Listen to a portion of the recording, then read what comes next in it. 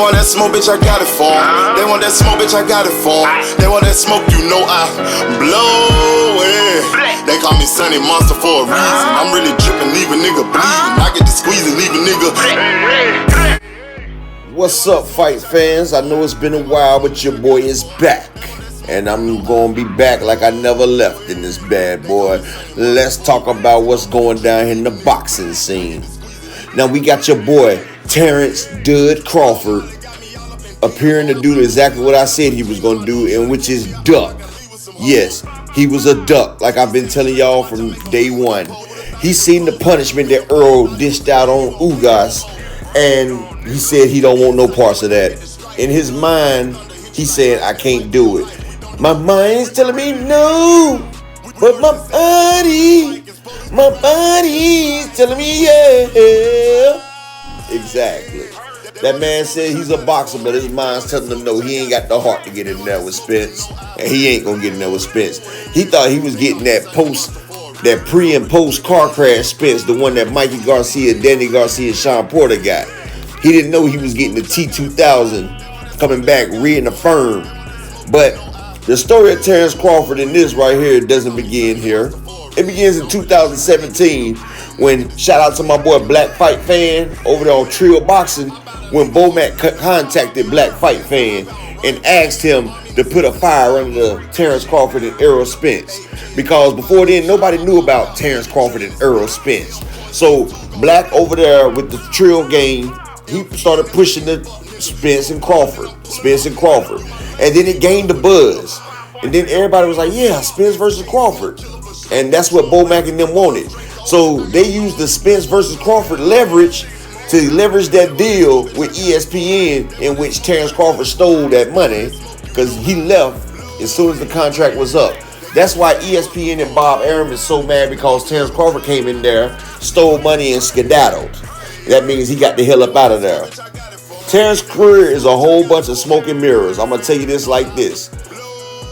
The man fought Hank Lundy. They both switch out artists. Hank Lundy was giving him the business until Crawford used weight on him. Crawford, he fought Gamboa, got rocked. He said that was his hardest fight. And Gamboa was coming up 2 weight classes, but I'm not going to talk about that right there. Crawford, in the welterweight division, fought a one-shot Jose Benavidez who had one leg. It was a one-legged man in an ass-kicking contest, and it still took Crawford 12 rounds to beat an immobile fighter. And that immobile fighter was killing Crawford with the jab.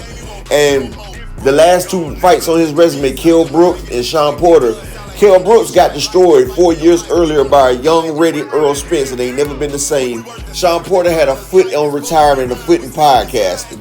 So both of those fights wasn't nothing. And he was behind in the Sean Porter fight. A Sean Porter that did half the training he did for the Errol Spence fight, because that was his legacy fight. And everybody gives Bud so much credit. But Bud had a chance to sign with the PBC so he could fight Danny Garcia, who beat him in the amateurs, or Ugas, who beat him in the amateurs.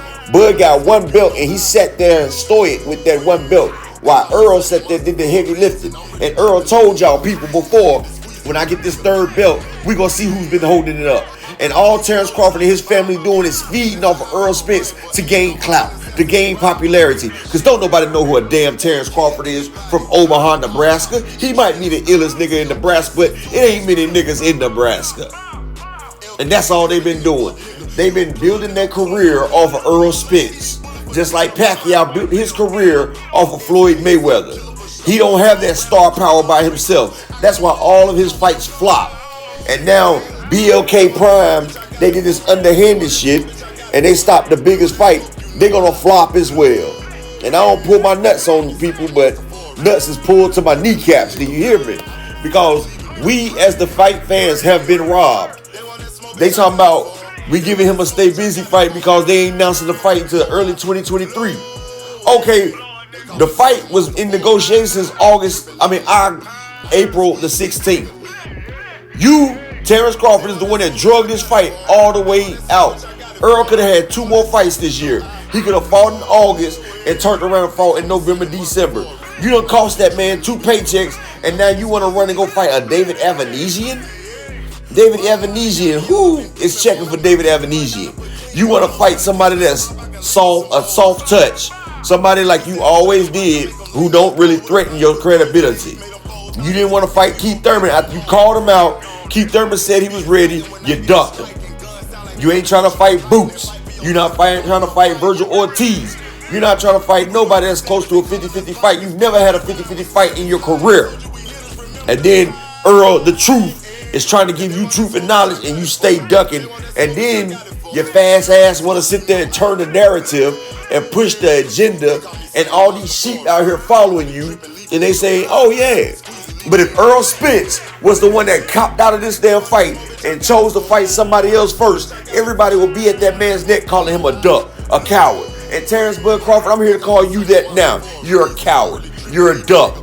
All you've been doing is smoking mirrors. And you have gave the fight fans a big F you, just like you've done with Bob Arum. But it's okay because you've been doing this your whole career.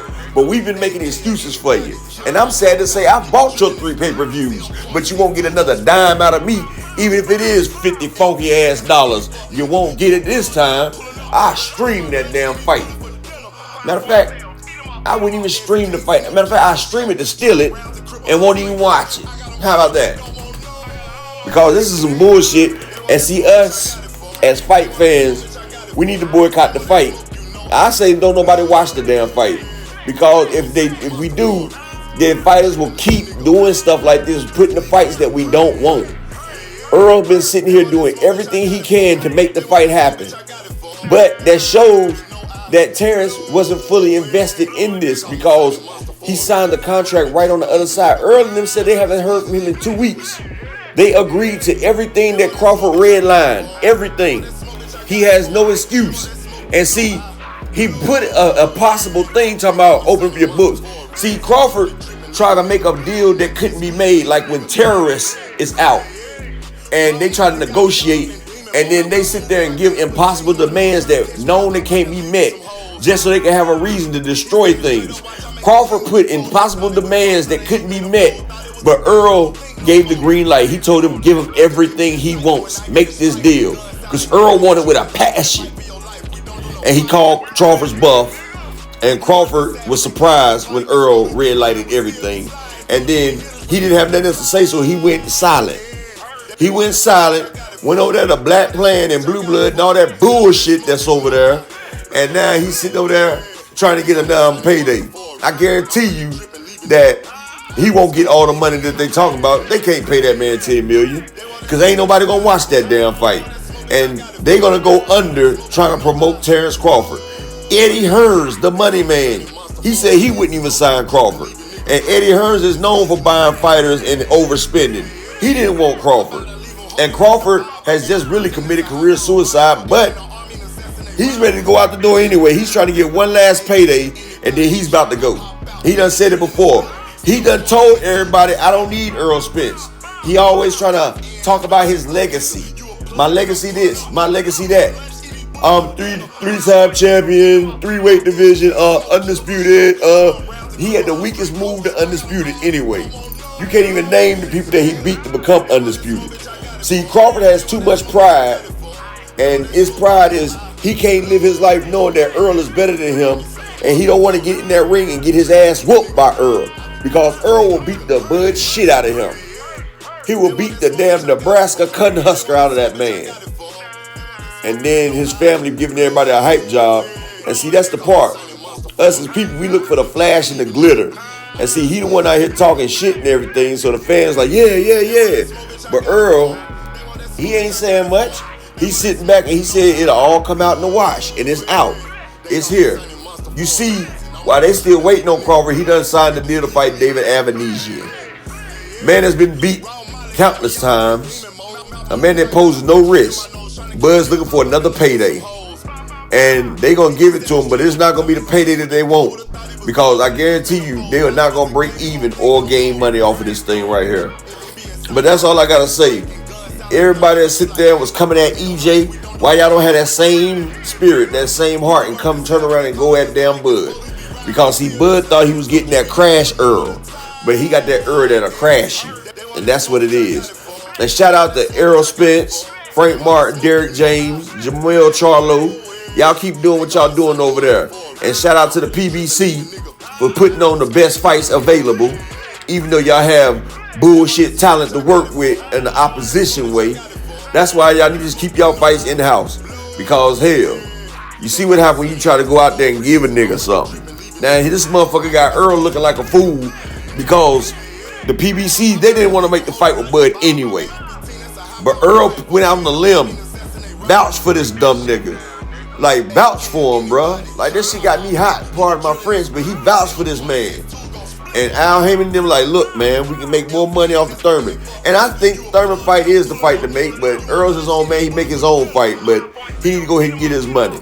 Because they told him that they didn't want to do the Bud fight.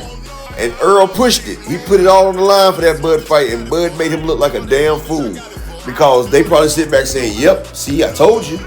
Told you I wasn't working with that nigga. And see, that's why you can't give people like Bud a chance. Like, he sitting there saying the PBC blackballed him. I bet they blackballed his ass now. But he don't care because he's just ready to get up out of there. If not, he would have signed to the PBC, fought Danny Garcia, Keith Thurman, Sean Porter while they was in their prime. But, like I said, he's a smoking mirror. He like to fight grandparents and cab drivers. But that's all I got to say right there. You know, shout out to everybody. Hit the like, hit the subscribe.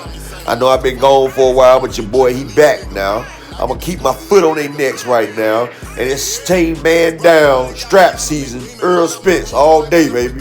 And salute to Deontay the Bronze Bomber Wilder.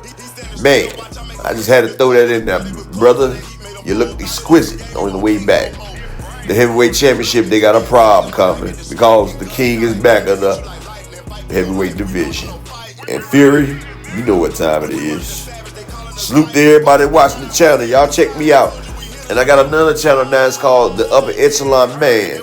I want everybody to go subscribe to it. You know, I'm getting it started off the ground now. The Upper Echelon Man. That's about showing men how to be high-value men so women can take them seriously out here and not being simps. Because there's a lot of our brothers that simps out here. And, you know, I'm going to show you how to have that swag right there coming from a true alpha. That's been an alpha since day one. The one that ain't had to try hard because he always been hard. You feel what I'm saying? But I'm going to shout out to everybody. I love everybody. And y'all just hit me up. Peace.